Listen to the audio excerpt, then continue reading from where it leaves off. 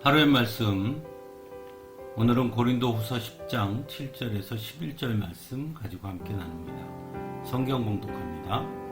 여러분은 겉모양만 봅니다. 누구든지 자기가 그리스도께 속한 사람이라고 확신한다면 자기가 그리스도께 속한 사람인 것과 같이 우리도 그리스도께 속한 사람이라는 것을 다시 한번 스스로 명심해야 할 것입니다. 주님께서 우리에게 주신 권위를 내가 좀 지나치게 자랑했다고 하더라도 그 권위는 주님께서 여러분을 넘어뜨리라고 주신 것이 아니라 세우라고 주신 것이므로 나는 부끄러울 것이 없습니다.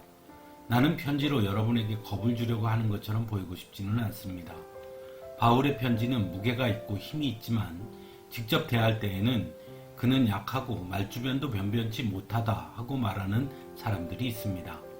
이런 사람들은 우리가 떠나 있을 때 편지로 쓰는 말과 함께 있을 때 행하는 일 사이에는 아무런 차이가 없다는 것을 알아야 합니다. 아멘. 고린도후서 10장은 자신에 대한 공격에 대해 사도 바울이 스스로 변호하는 내용을 담고 있습니다. 사도 바울의 활동 초기에 사도 바울의 사도성에 대한 공격이 있었습니다. 왜냐하면 사도 바울은 예수님의 공생의 기간 동안 예수님과 함께하지 않았기 때문입니다. 즉 예수님의 직접적인 제자가 아니었다는 것입니다. 또 하나는 우리가 잘 아는 것처럼 사도 바울은 처음에는 예수를 믿는 자들을 고발하고 잡아 가두는 일에 열심이었던 사람이었기 때문입니다.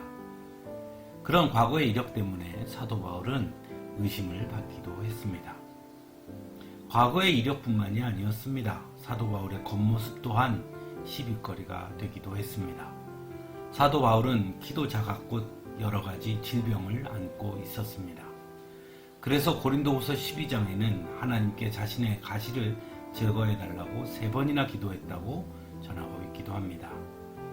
또한 오늘 본문 10절에 보면 사도 바울은 편지는 무게가 있고 힘이 있지만 직접 대할 때에는 그는 약하고 말주변도 변변치 못하다고 말하는 사람들이 있다고 말하고 있습니다. 즉 사도 바울의 겉모습이 매우 호감적이지 못했다는 것입니다. 더욱이 복음을 전하는 사도가 말주변이 변변치 못하니 더더욱 사람들의 시비거리가 될 수 있었던 것입니다. 그래서 사도 바울은 본문 7절에서 여러분은 겉모양만 봅니다 라고 질책하고 있습니다.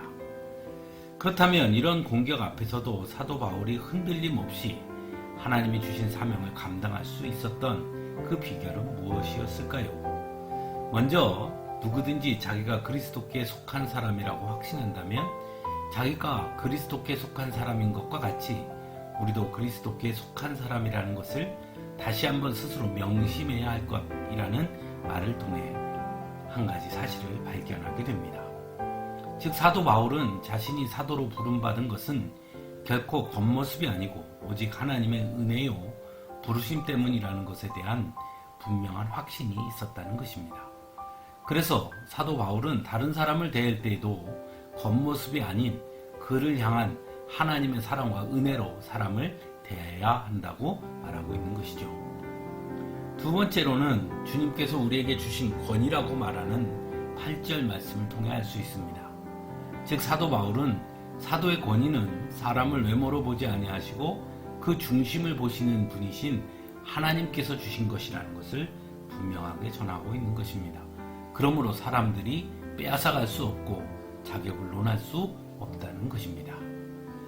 세 번째로는 그 권위는 주님께서 여러분을 넘어뜨리라고 주신 것이 아니라 세우라고 주신 것이므로 나는 부끄러울 것이 없습니다 라는 말을 통해 지금까지 자신의 사역은 결코 다른 사람을 넘어뜨리려 하지 않았고 다른 사람을 세워주는 사역이었으며 그 일에 부끄러울 것이 없다는 것을 분명하게 전함으로써 사도 바울은 하나님께서 자신을 사도로 부르신 그 목적과 뜻이 무엇인지 분명히 알고 있으며 또한 그 일에 부끄럽지 않도록 충성했다는 것을 분명히 전하고 있는 것입니다. 즉 사도 바울은 다른 사람들에게 비치는 자신의 겉모습 때문에 그들의 평가하는 것에 흔들리지 않았습니다. 사도 바울은 오직 자신을 사도로 부르신 하나님의 부르심에 집중했고 하나님께서 주신 사명에만 집중했다는 것입니다. 사랑하는 성도 여러분, 하나님은 오늘 이 시대에 바로 우리를 사도 바울과 같이 부르셨습니다. 그러므로 우리 또한 우리를 부르신 하나님의 부르심 앞에 나아갈 수 있어야 합니다. 겸손하게 무릎 꿇고 그 부르심에 충성할 수 있어야 합니다. 그렇게 하기 위해서 언제나 하나님께만 집중할 수 있어야 합니다. 우리의 생각과 심령 가운데 그리고 삶의 중심에 언제나 예수 그리스도를 둘 수 있어야 하는 것입니다. 그래야 주신 사명을 흔들리지 않고 감당할 수 있는 것입니다. 함께 기도하겠습니다.